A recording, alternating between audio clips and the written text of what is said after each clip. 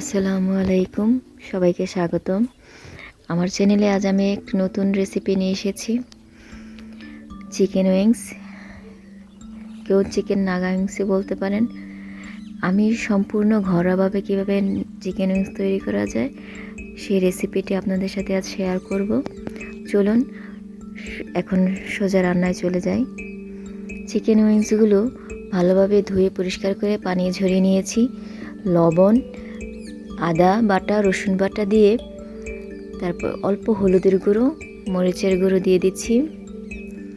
তারপর 1 চামচের মতো সয়া সস দিয়ে দিয়েছি। এখন এই উইংসগুলোকে ভালোভাবে মাখিয়ে নিতে হবে।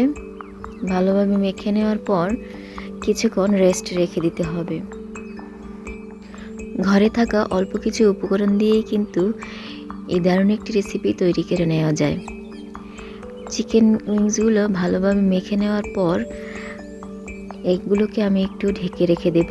এখন আমি চিকেন উইংসগুলো ফ্রাই করার জন্য এখানে নিয়ে নিয়েছি 1 কাপ পরিমাণ ময়দা এবং তাতে দিয়ে দিয়েছি 1/2 চামচ লবণ, 1/2 চামচ গোলমরিচের গুঁড়ো আর অল্প লাল মরিচের গুঁড়ো। এখন এগুলোকে ভালোভাবে মাখিয়ে নেওয়ার পর রেখে দেব এবং চিকেন উইংসগুলোর মধ্যে আমি 1 চামচ পরিমাণ লেবুর রস দিয়ে দেব। লেবুর রস দেওয়ার ফলে এটার মধ্যে ভালো একটা ফ্লেভার আসবে। আপনারা অবশ্যই লেবুর রসটা ব্যবহার করার চেষ্টা করবেন। লেবুর রস দিয়ে কিছুক্ষণ মেখে 10 মিনিটের মতো আবার রেখে দিচ্ছি। এখন 10 মিনিট পর চিকেন উইংসগুলোকে ময়দার মধ্যে চেপে চেপে ফ্রাইয়ের জন্য প্রস্তুত করে নেব। বেশি চাপবো না, হালকা হালকা চেপে সবগুলো মাখিয়ে নিব, ভাজে ভাজে রেখে দেব। তারপর কড়াইয়ে তেল গরম করে এগুলো ফ্রাই করে নেব।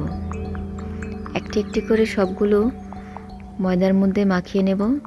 চেপে চেপে মাখাতে হবে। আপনারা চাইলে এটা ঘরে তৈরি করে নিতে পারেন, খুবই সহজ রেসিপিতে। আমি এটি আপনাদের তৈরি করে দেখাচ্ছি, কিন্তু খেতে রেস্টুরেন্টের মতোই লাগবে। পরিবারের সবাই খেয়ে বলবে এটা কি বাসায় বানিয়েছো নাকি রেস্টুরেন্টে।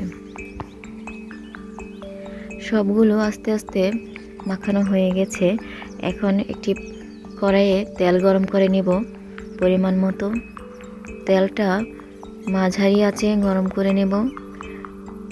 তেল ভালো করে গরম হলেই চিকেন উইংসগুলো দিতে হবে। এক এক করে চিকেন উইংসগুলো দেওয়ার পর খুবই সাবধানে উল্টে পাল্টে ভেজে নিতে হবে। একটা পাশ হওয়ার পর তারপর উল্টিয়ে দেব আর একটা পাশ হওয়ার জন্য। খুবই সাবধানে উল্টাতে হবে।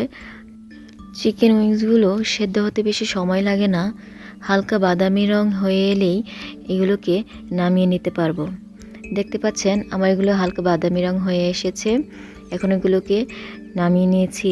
এখন কড়াইয়ে অল্প একটু তেল দিয়ে, আপনারা ঘি ব্যবহার করতে পারেন, রসুন কুচি দিয়েছি 1 চামচ আর এতে দিয়ে দেব চিলি ফ্লেক্স। চিলি ফ্লেক্সটা আপনারা ঘরে তৈরি করে নিতে পারেন। মরিচ হালকা ভেজে মরিচগুলোকে আধা ভাঙা করলেই চিলি ফ্লেক্স তৈরি হয়ে যায়। এই চিলি ফ্লেক্সগুলো দিলে অন্যরকম একটা স্বাদ, ঘ্রাণ দুটোই আসে, কালারটাই চেঞ্জ হয়ে যায়।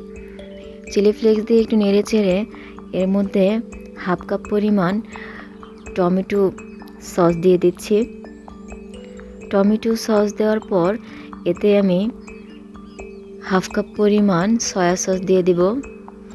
লবণ এই মুহূর্তে লবণ দেব না, কারণ সয়া সসে প্রচুর লবণ আছে, টমেটো সসেও লবণ আছে। সয়া সস আর 1 চামচ চিনি দিয়ে দিয়েছি। এখন এগুলোকে ভালোভাবে নেড়ে চেড়ে একটু কষিয়ে নেব। দেখতে পাচ্ছেন কষানো প্রায় হয়ে এসেছে। এখন আমি চিকেন উইংসগুলো, ভেজে রাখা চিকেন উইংসগুলো দিয়ে দেব। চিকেন উইংসগুলো দিয়ে খুবই সাবধানে উল্টে পাল্টে নেড়ে নিতে হবে। আপনারা এর মধ্যে চাইলে ঘরে থাকা যে কোনো মরিচ ব্যবহার করতে পারেন আপনাদের ইচ্ছে মতো। যদি আপনারা নাগা মরিচ ব্যবহার করেন, নাগা মরিচ বা বোম্বে মরিচ বা কাঁচা মরিচ, যার যেরকম ইচ্ছে। কিন্তু নাগা মরিচটা অনেকে খেতে পারে না, বেশ ঝাল হয়। এজন্য চেষ্টা করবেন নামানোর ঠিক আগ মুহূর্তে ছড়িয়ে দিতে। আমার চিকেন উইংসগুলো প্রায় তৈরি হয়ে গেছে, মাখা মাখা হয়ে এসেছে, কালারটাও খুব সুন্দর এসেছে। এখন আমি এর মধ্যে অল্প সাদা তিল ছিটিয়ে দেব এবং মরিচ কুচি ছিটিয়ে দেব। আমি এর মধ্যে 2 রকম মরিচ ব্যবহার করেছি, কাঁচা মরিচ অল্প দিয়েছি, নাগা মরিচ অল্প দিয়েছি। ঝাল 2 রকমের ফ্লেভার আসবে, ঝালটা একটু কম হবে যেহেতু আমি এখানে প্রচুর পরিমাণ চিলি ফ্লেক্স ব্যবহার করেছি। এই যে দেখতে পাচ্ছেন আমার চিকেন উইংস তৈরি হয়ে গেছে। কালারটা তো দারুণ হয়েছে, খেতেও বেশ সুস্বাদু হয়েছে। এভাবে তৈরি করে যদি আপনি মেহমানের সামনে পরিবেশন করেন তাহলে কেউ বুঝতেই পারবে না এটা রেস্টুরেন্ট থেকে এনেছেন নাকি বাসায় তৈরি করেছেন। এরকম সহজ রেসিপি পেতে আমার চ্যানেলটিকে অবশ্যই লাইক করে সাবস্ক্রাইব করে রাখবেন, আমার চ্যানেলের পাশে থাকবেন। ধন্যবাদ সবাইকে, ভালো থাকবেন, আল্লাহ হাফেজ।